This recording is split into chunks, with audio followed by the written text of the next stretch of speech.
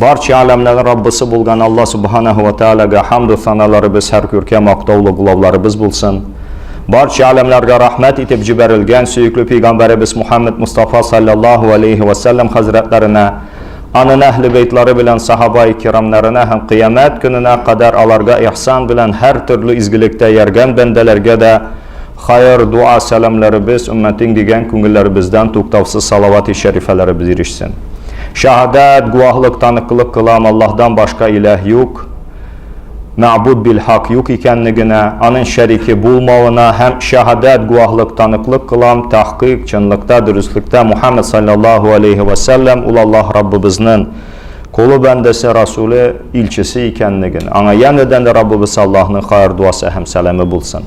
Allah Rabbul Izza kitabında ayta, iman keltirgan bandalar, Allah Rabbingizga chin taqvolik qilib bilan taqvolik qiling'iz, ham ular ko'rmagiz musulmon bo'lmaycha.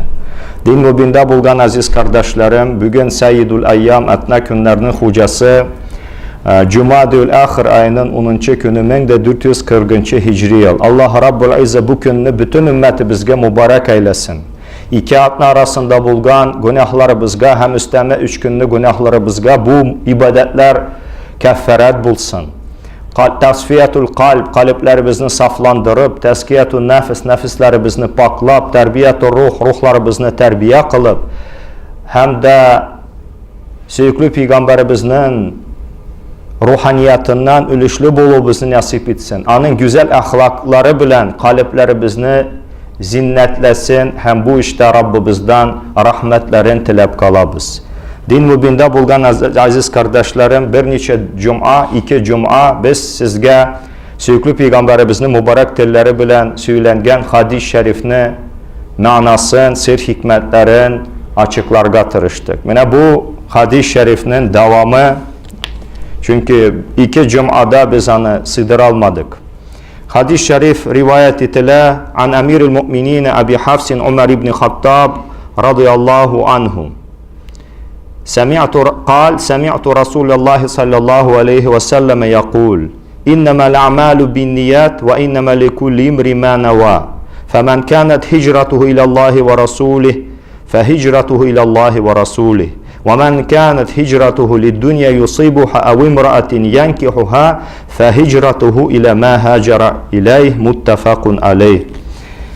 Hadis şerifni rivayet ete Abu Hafs Umar ibn Khattab radıyallahu anhu. Ulatte min Resulullah sallallahu aleyhi ve sellem'nin aytganin işittim. Amellerinin mu'tabar buğuları, derece ve mertebeleri adamlarının niyetlerine küredir.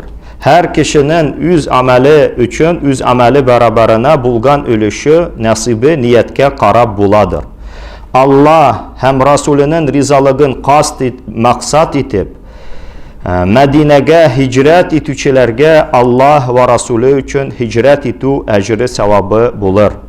Dünyevi maksud tilek üçün ya ki birer hatını nikah kılu niyeti bilen hicret etip Medine'ge barıçılarının, hicret etüçülerinin ölüşleri, hicretlerinin neticeleri de üzlerinin dünyevi maksudlarına ciddi irişu ya ki şul hatınga nikahlanu koludan yani nikahlanudan ibaret buladır. Biz anlatkan idi Umar ibn Hattab'nın turmuş hallerin, nice hadis rivayet etti, nice yıl hilafeti buldu. Hilafeti vakitinde ümmeti bizge nindi faydalı hizmetler etti. Hem niçik İslam dini bilen müşerref buldu, İslamiyetini kabul etti. Hem niçik şehadet şerbetini içti. Bunu açıklarga tırıştık. Mine anın sözleri de ettik, bir hikmetli, bir güzel. Misal için Umar ibn Hattab radıyallahu anhu ayta, İnnene kavmun azzanallahu bil İslam. فَمَهْمَ اِبْتَغَيْنَا الْعِزَّةَ فِي غَيْرِهَ ذَلَّنُ اللّٰهِ. Dürüstlükte biz şundi kavim, şundi halık, kaysın Allah-u Teala İslam bilen izzetli, güçlü, kuvvetli, üstün, hürmetli kıldı. Hem her kaçan biz ul izzetini, güç, kuvvet, hürmetini, kaderini İslam'dan başka cirde izli turgan bulsak, Allah-u Teala bizni hur risvay kılacak. Hem yeniden de Umar ibn Hattab ayta, el-adlu esasul mulk. Adillik yani adalet, adillik de tartışır, sправедливость, mülk degen hakimiyet, власть. Anın esası, nigizi. То есть sправедливость это основа власти.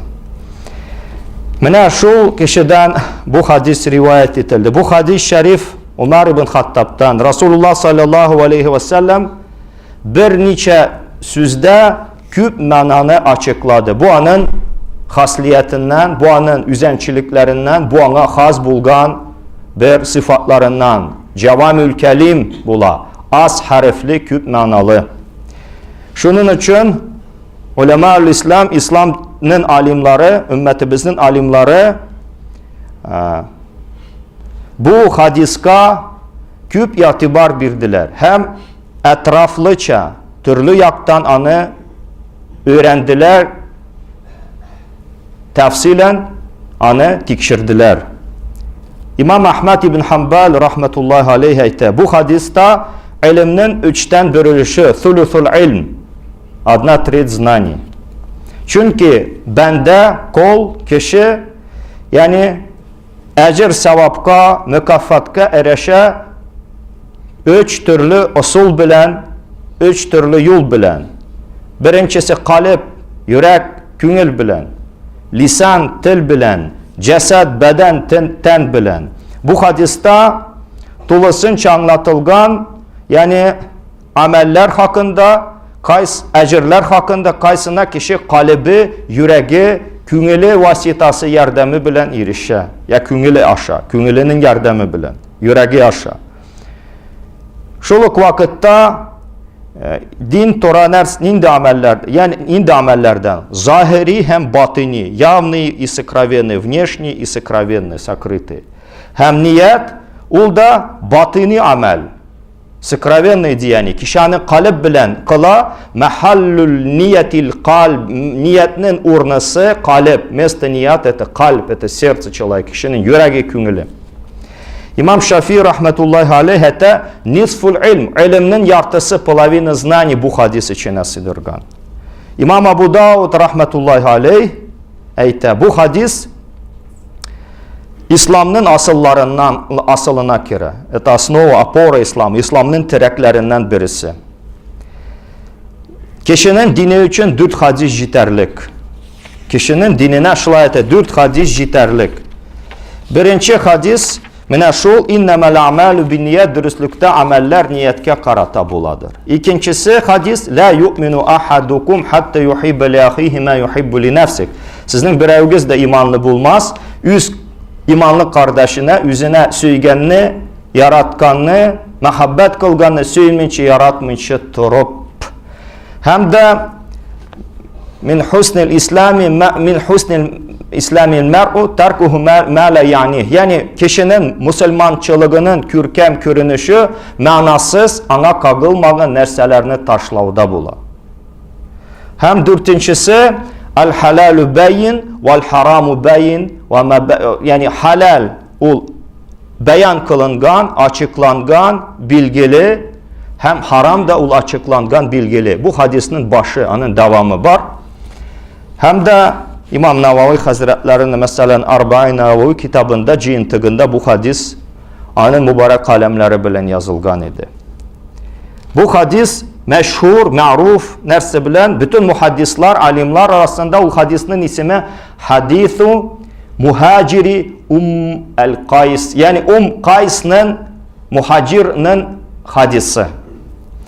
Yani ne için? Tikmege gene şundu isim bilen isimlenmegen bu hadis. Bir kişi birey, yani bir hatını, bir Müslüman hatını Mekke'de nikahlanırga etledi, üylenirga etledi. Onun ismiydi Qays, Qays'ın enisi dip tercüme etsek. Qays anlaşılay cevap kaytardı. Benim niyetim var, tilegim var, Medine'ge hicret kılırga, küçünürge. Sen eğer de Müslüman bulsan, İslam'ını kabul etsen, hem de şundan son benim artımdan Medine'ge küçünsen, yani hicret kılsan, min senin bile nikahlanam deyip, hatın bulam deyip sana. Menə şol kişi 10 yıllık səfər yolun üttü. Yəni Mədinədən Məkkəyə 10 yol, 10 günlük yol, 10 gün müddətində kişi Məkkə-i Mükerremədən Mədinə-i Münəvvərəyə ötəydiler. Menə şol yolunu uzdu. Məkkədən Mədinəyə kildi. Ummu Qaysını tapdı. Hem de özünün niyetin anarga haber etti, malum etti. Yani nikahlanamın deyip, nikahlanarga atlayayım seni. Hem şuşa şartını, şuşa vaadını ütedi. Şunun için o ana Ummu Qays rizalık birdi. Hem aileni barlıkka getirip nikahlandılar. Mine malum bulganca hicret bu büyük amel, büyük hizmet, büyük fiil, büyük hareket, büyük addım. Yani anı işlevçiga kim dini için, imanı için hicret kıla, olu ecirler, ecrun azim, büyük ecirler vəda etilgen. Bu kişi 10 günlük yolunu üttü. Hem Mekke'den Medine'ye kildi bu hatın kız için. Yani anın niyetiydi, şu hatın kızını nikahlanı Ummu Qaysını. Ol muhacir bulala mı? Hicret, küçün muhacir, hicret kılıcı, birisi Lenitz. Mene Ashab-ül Kiram Hazretleri radıyallahu anhu Allah'tan razı bulsun. Mene bu vakıya hakkında söyle başladılar. Hem Peygamberimizge bu irişkeç, Söykülü Peygamberimiz aleyhisselam şuşu mezkur yukarıda zikir kılıngan hadis-i şerifine aytdı. İnnemel amelü biniyet, dürüstlükte ameller niyetke karata buladır. Her bir amelin muteber buluğu, onun derecesi, kıymeti niyet bilen beyli.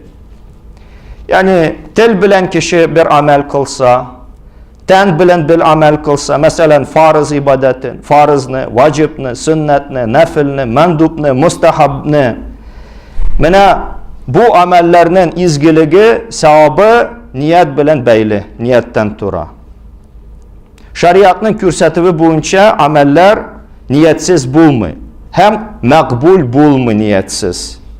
Ve innema likulli imri ma neva, çünkü her kişiye amelinin sevabı niyetinin ölüşüne karatabilirler.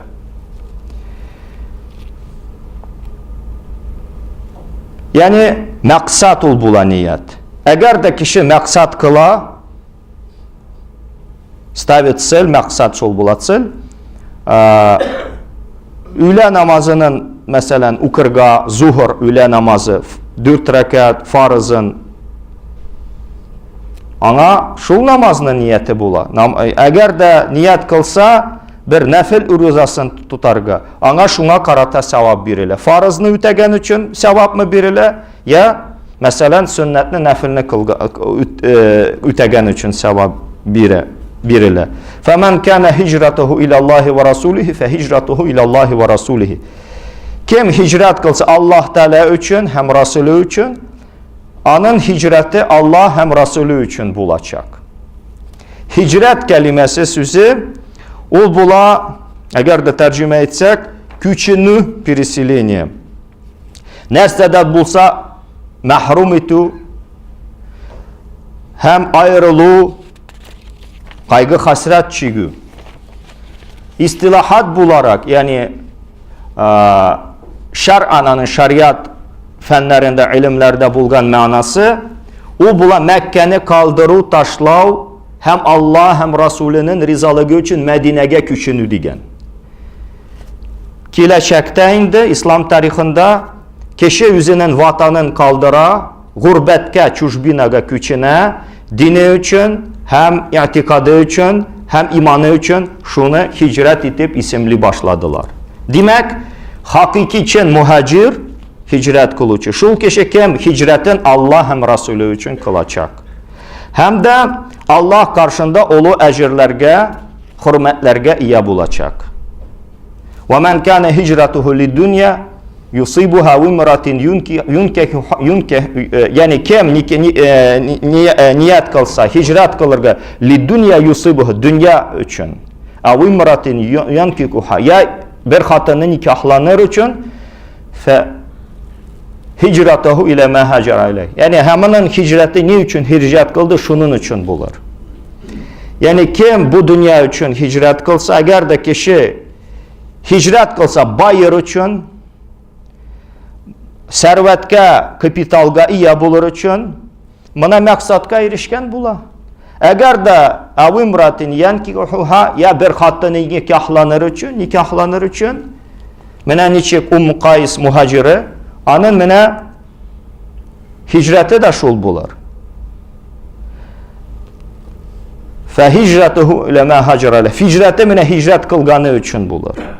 Eğer de kişi başka niyet bile niyetliyken, mesela dost üzerine tabırga, ya seferde bulur üçün, siyahat kılır üçün, bir hünerini öğrenir üçün, ne üçün hicret kıldı, şunun üçün onun sevabı bulur. Demek, niyetke bütün nerse terele, niyetke beylene. Yani ameller bir bulurga mümkün, bir tüslü, bir şekilli, bir suretli. Lakin niyetine karata bu amelinin neticesi başka, sevap, ecir başka. Mesela Mekke'den Medine'ye hicret itu hadisin alayık. Yani o niçin bula? Yani Mekke'ni kişi taşlı kaldıra, bir türlü yol üte, hem Medine'ye kile. Medine'ni üzün istiftan yani vatan etip kabul ete. Hem de şeriat boyunca bu hicret Allah'ın Resulü için sanala. Eğer de kişi bu hicretten vazgeçe idi, demek vacipten vazgeçe, bu ibadet sanala, bu izgamel, o günahlı sanala.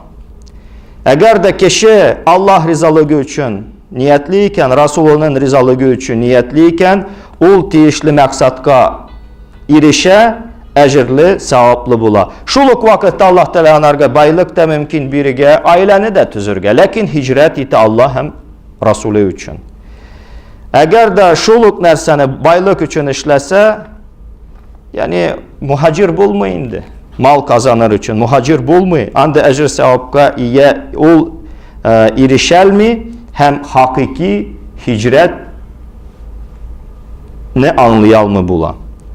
Eğer de kişi şunduk niyet kılsa mene Qays'ın muhacir Qays'tan muhaciri kıldı bu hatınga ülenir için ol bulanırsa ülenir için demek hicret kıldı. Anın yani hicret sevabını almayın. Bu hadis küp nersege yol açar. Yani kişi eğer de niyetin tashih kılsa, düzeltse, güzelleştirse, dürüstlese, yani sevaplı bula. Bir ibadet kabul edilme eğer de niyeti dürüst bulmasa.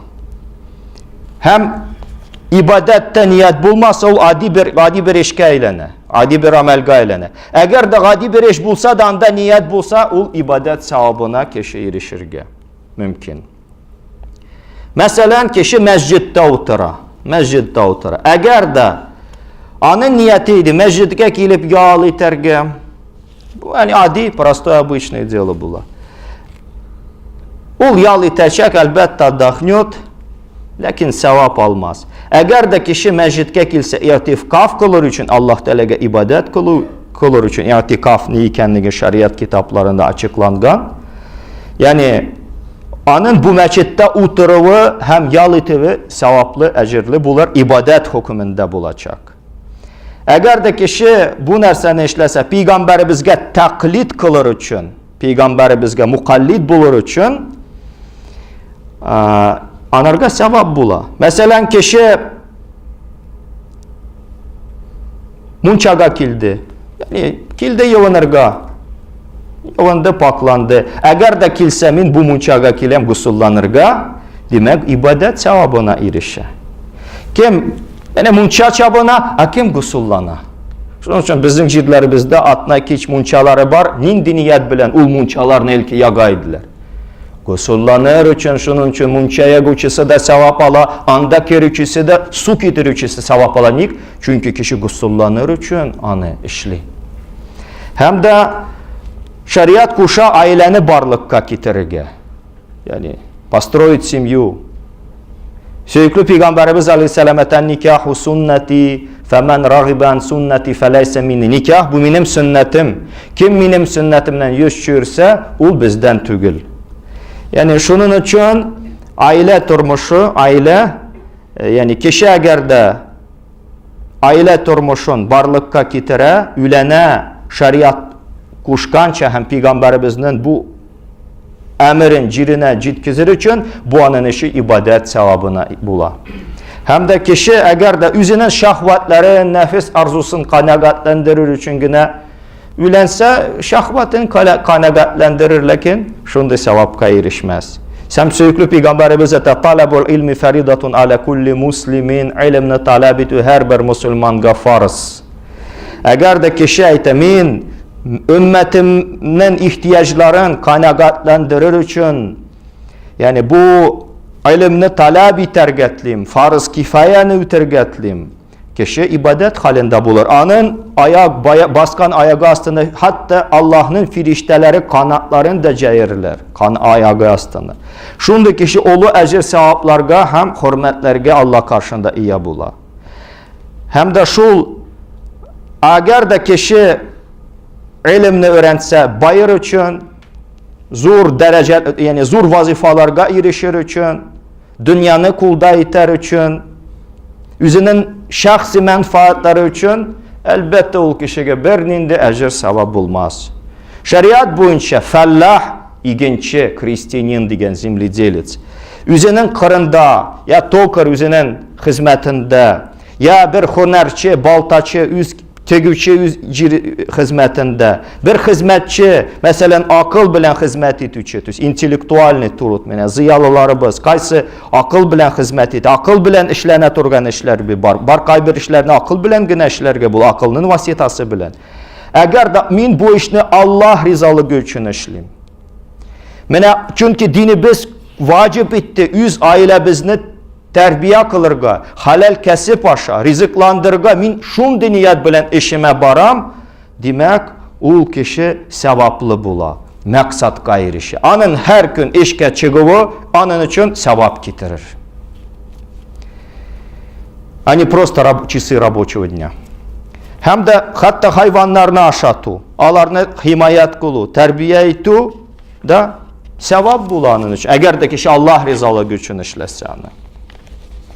Şlayuk şunduyup niyet, kişi hayvanını gına aşata, bulay aşata hayvanını, yani aşattın, tuklandırdın. Eğer de desin, min bu hayvanını, mesela avıl hucalıklarında, avıl cirliklerinde aşatam ul, yani simizeysin, yögü artsın, hem min anı satıp, küp malga iyi bulam, şul mal bilen ailemni terbiye etem. Anları Allah rizalığı için zekatını da birem inşallah. Sadakalarını da birem dinimiz için. Ul kişinin şuşu malını asırıvı da ibadet sevabında bulam. Mene bu kaida, bu pravilanı turmuşumuzun her ülkesinde ve всех aspektах жизни kullanırga mümkün hem gerek. Eğer de bu altın kaida, yalgışmamız, zолотое правило, el-kaide zehebiye niçik, zолотое правило, bu altın kaidanı kişi faydalansa, hayatının, turmuşunun, her bir mizgilin, hatta yukusun ibadetke eğlendirir. То есть всю свою жизнь, каждое мгновение жизни может в ибадет превратить. Даже сон. Бар hadislar mesela, niçin yokunu etebiz? Бар hadislar, kaysında şundi haberler ki, bir kişi yastı namazından son, ba'da salatul işe, после ночного namazı. Yani taharetlenip, yani yata, taharet bilen, nindi niyet bilen, min sahar vakitlarında, tünnün şundi kalbulleyl, yüreğinde, kaçan Allah'ları rahmeti bilen yakın, şunda uyanırmın deyip yatsa, anın mine yokusu, nice saat, 5 saat mi, 6 saat mi yoklu, yokusunun her bir dakikası, her bir mizgili, saniyesi, sekundası sevap bulup bara. Görəsiniz mi? Peygamberimizin sözü bitti. Demek yokunu da sevapka eğlendirge mümkün. Anın bütün yokusu ul tün kata, tulelleyl, na протяжении всей ночи, bütün tün devamında ibadet kılgan gibi ana firişteler anın ul bendenin amel defterlerine yazacaklar. Eğer de kişi bir izgi turmuş yani alıp bara. Yani праведную жизнь izgi turmuş. Aşı, içe, ne için? Allah'ın emirlerini üter için.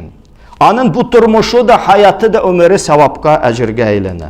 Şunun için bize tabi İslam dini kişinin turmuşun dünyevi dini, na мирскую и светскую не делит.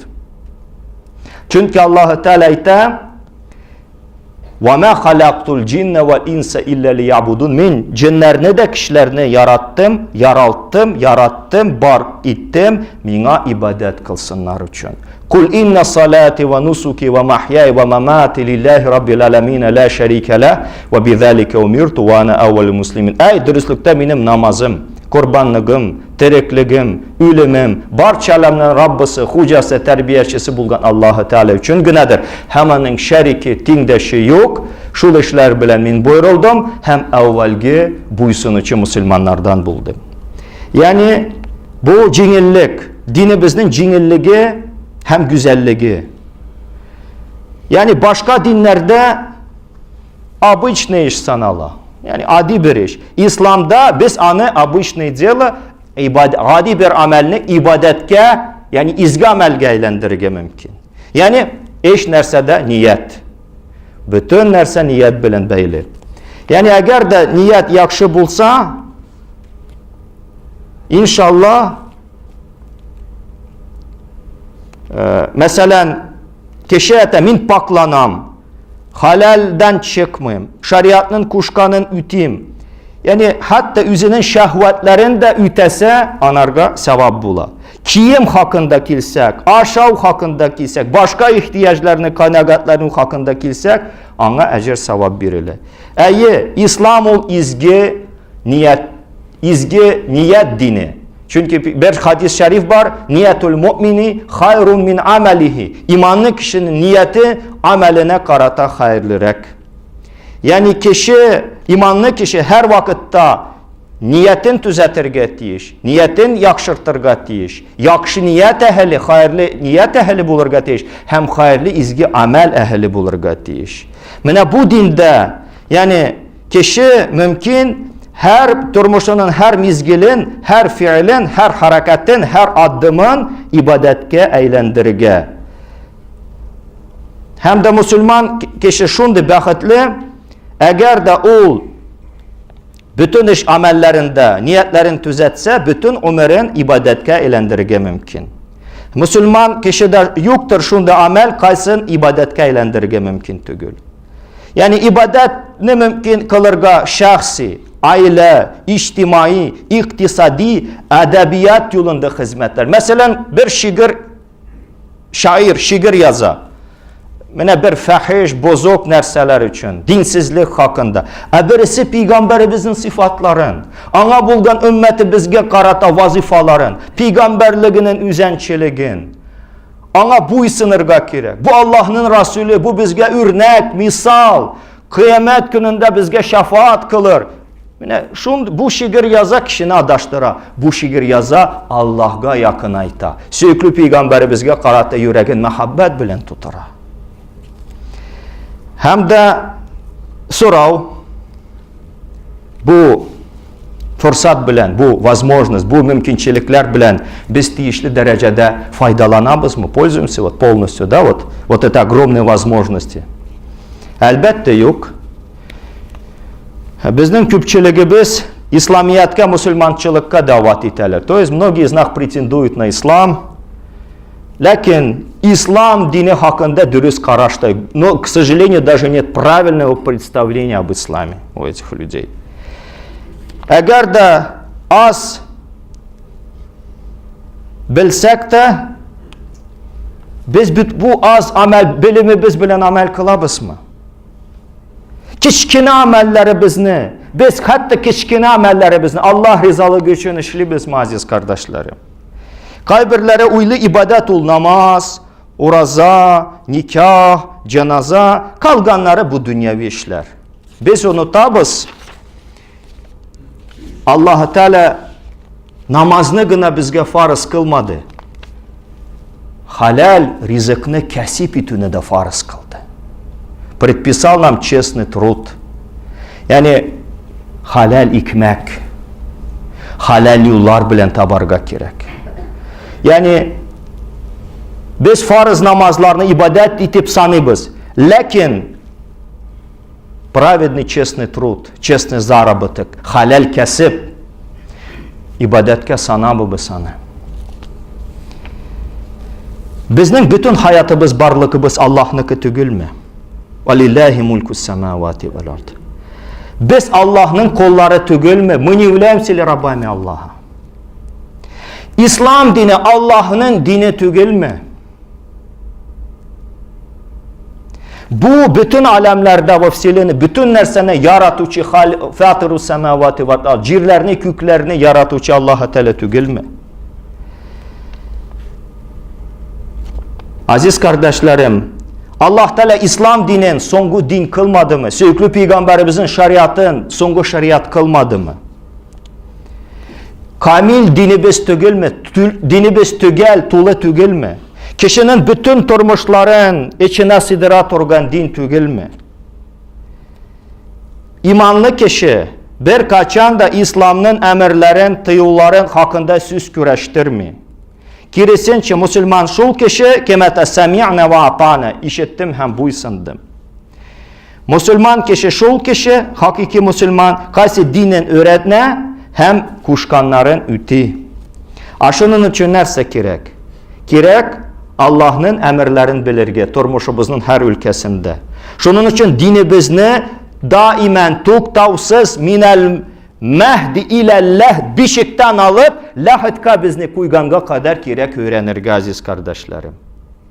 Hem de bütün amellerimizin şeriatka muvafik kılırga Söykülü Peygamberimizin şeriatına. Şunun için biz her bir işimizin niyetin dürüstler biz. Şunda biz ömrümüzün, turmuşumuzun her bir fiilin, hareketin, mizgilin, minutun ibadetke eğlendiremiz. Şundan sonra biz şundi hayat yaşayız kaysı ibadetke eğlene. Şunun için Allah Rabbul İzze nişikete ni'mel abd, ni güzel kul. Mene şundi kullardan bulubuzna Rabbimiz cümle bizge nasip etsin, bu işte yardımcı bulsun, hem hidayetçi bulsun. Ve kulu kavli hâzâ ve estağfirullah li ve lekum.